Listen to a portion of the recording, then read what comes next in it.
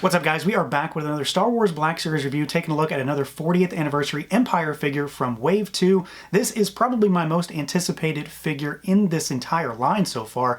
We've got our Hoth Rebel Trooper, just because it's something we've never had before, and it's a Rebel troop builder, so how could you not be excited about that? We've got him here in the Kenner-inspired vintage card back, so you've got a shot of a Hoth Trooper there in the battlefield, figure in the bubble, and then the back of the package has the same kind of cross-sell that we see throughout this entire second wave. So let's do it. Let's pull him out and take a look. And here he is out of the package, our Hoth Rebel Trooper, and I gotta say, it is of course still kind of weird to get good guy army builders in this line, but this figure is so surprising in, frankly, just how good it is.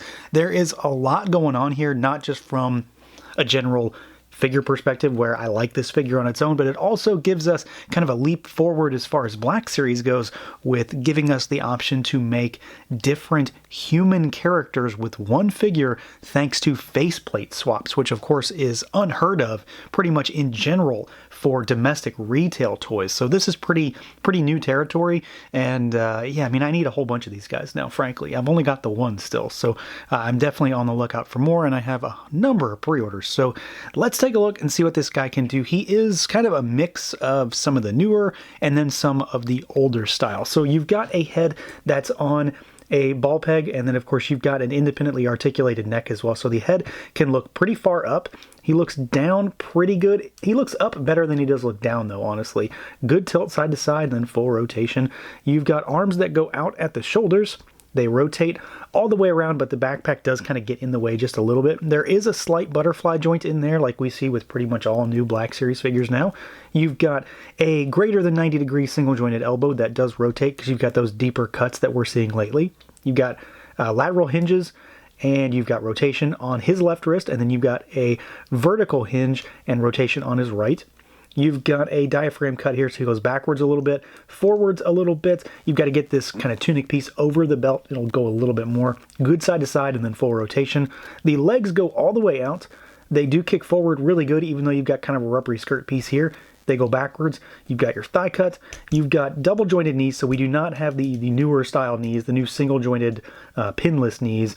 And then you've got your rocker, and you've got hinges down at those ankles. So this guy does move really well. I mean, I don't really have too many gripes. He's very much kind of par for the course when it comes to current Black Series stuff. There's not a whole lot more that I could change without kind of taking him out of the line and making him into something that's wholly different from everything else. Now, when it comes to the overall look and feel, the aesthetics on this guy, I really couldn't be happier here. I think they absolutely crushed this figure. And a lot of that does come into the fact that we have a lot of customization options, which we will talk about here in just a bit. But as far as how the figure comes out of the box, I mean, this is it right here. So you've got just a really, really nice looking figure. All the colors, well, I say colors, and I mean whites and tans and grays. It's all really, really crisp. The paint applications on this figure are very solid, very clean, and just the overall look. I mean, this guy is, of course, very familiar. If you've seen Empire Strikes Back, you know what you're going into here. But it's cool to have this guy on your shelf and to throw him up with, you know, the current Snowspeeder Luke, or throw him up with Hoth Luke and Hoth Han, Hoth Leia, and just be able to beef out that particular group of characters from Empire. I think it's really nice to be able to have these guys, especially when you can make a smattering of figures just from one base body. And I really do think that they did a great job here, from like the quilted texture on the shoulders and the forearms and down on the pants like we've seen. These are similar, of course, to the Hoth Luke, the Hoth Han figures, but they're not the same. They're not reused. They're different sculpts, which is still crazy that they go out of the way to do that in some fashions instead of seemingly retooling. But the sculpt is seemingly entirely different from what I can tell.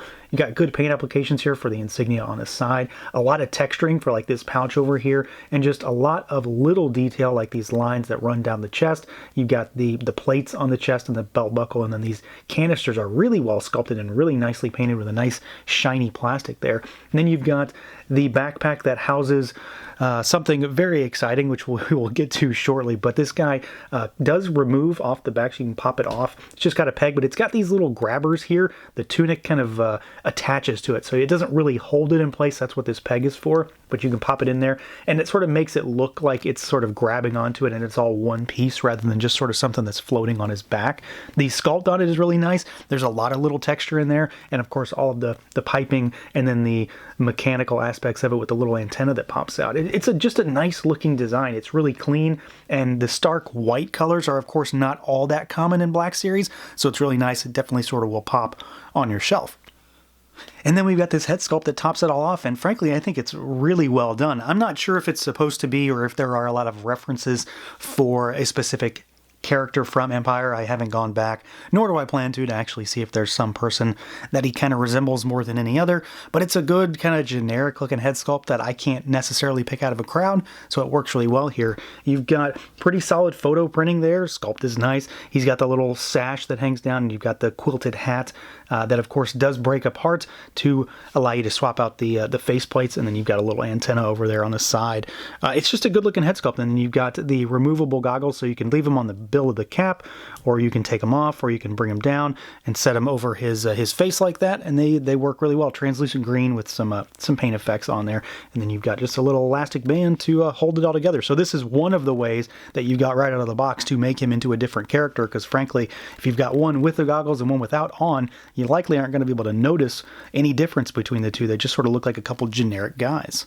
Now, as far as accessories goes, that's kind of the name of the game when it comes to this figure because of what you can do with all of his stuff. So to start with, you've got a couple of weapons, and we've got one that's been holstered on him, so you've got the kind of Rebel blaster. We've seen this a number of times before, just done up flat kind of gray-black plastic there.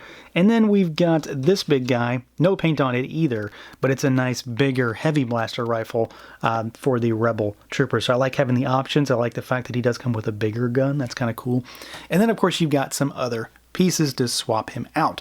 So just to start with, we can pop the head off there, and there you've got your headless body, and you've got this little kerchief almost, and you can pop it on there and it'll kind of sit down on the figure. So you pop it into the just the ball peg on the neck, and then you can pop it back on, and then you've got kind of another customization option right then and there, because now he's got some coverage on his neck just to keep him a little bit warm, and it just sort of sits there. It's definitely not going to move because of how you place it on there.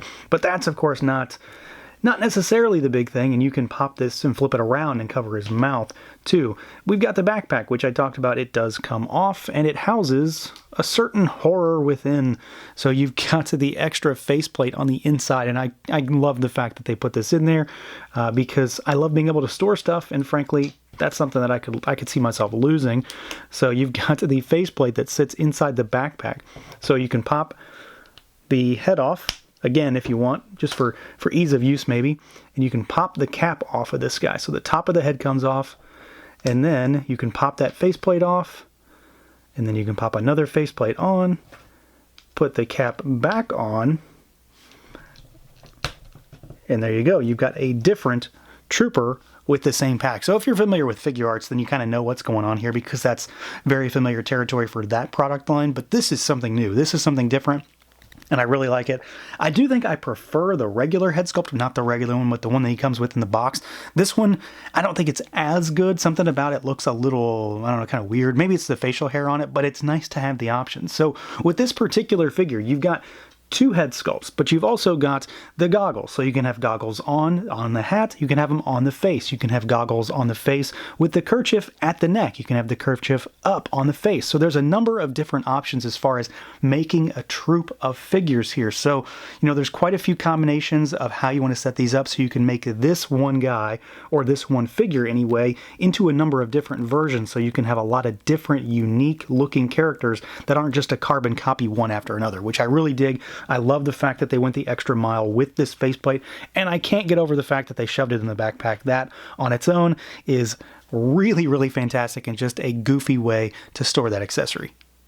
So having bought Wave 1 and 2 of the 40th Anniversary Empire figures, there's no doubt in my mind that this is the figure to get, without a doubt, because he is entirely new. He's not even remotely familiar territory for the line, and they absolutely nailed everything here, from the look to the accessories to the customization options.